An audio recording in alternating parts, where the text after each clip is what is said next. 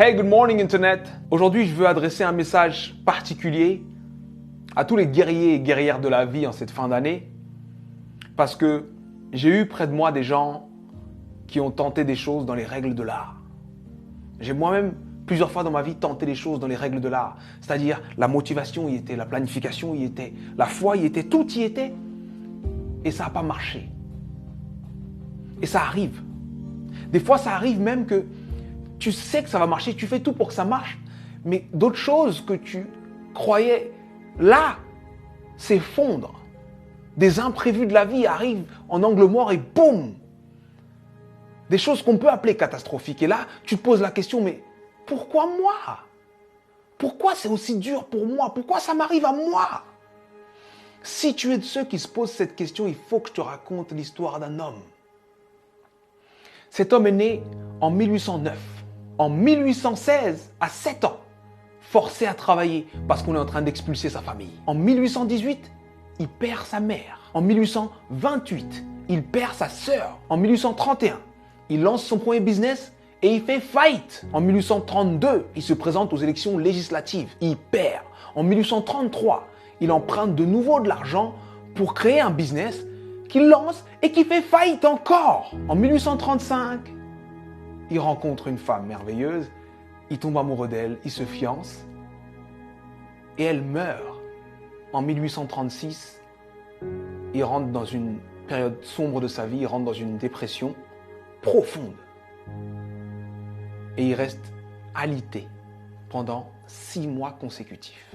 Mais il se relève. Il se relève et cette même année, 1836, il se représente aux élections législatives et il perd de nouveau. En 1840, il se présente pour être électeur. Il perd. Et en 1842, il rencontre la femme avec qui il va finir sa vie, sa femme. Il tombe amoureux, il se fiance, il se marie et elle lui donne 4 enfants.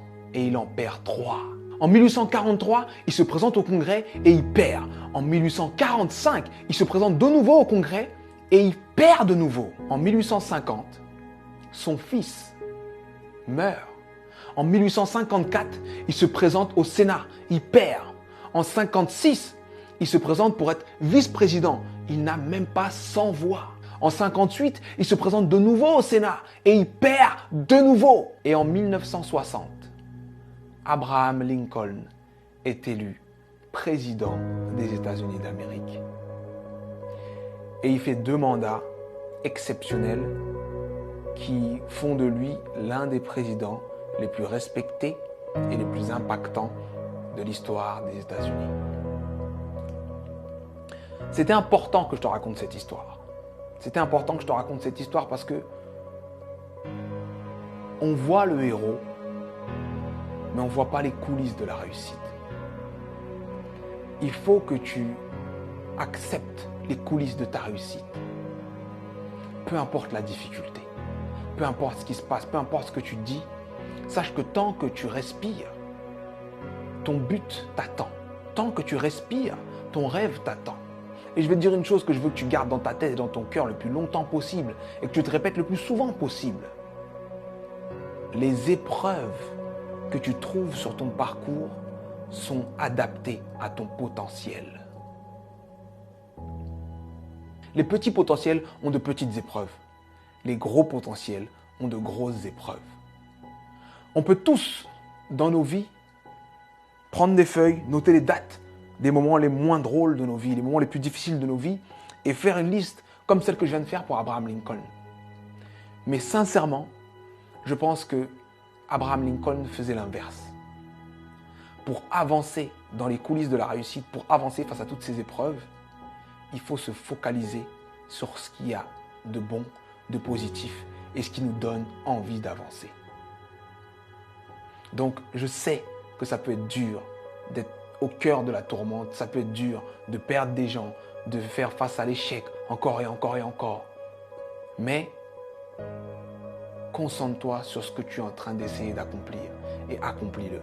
Et je peux te garantir que parce que tu es passé par là, tu as changé l'ampleur, le sens et le goût de ta réussite. Alors traverse ces épreuves. Elles sont adaptées à ton potentiel, elles sont là pour te faire grandir. C'était Sudei. J'espère que cette vidéo t'a plu. Et si elle t'a plu, partage-la. Merci.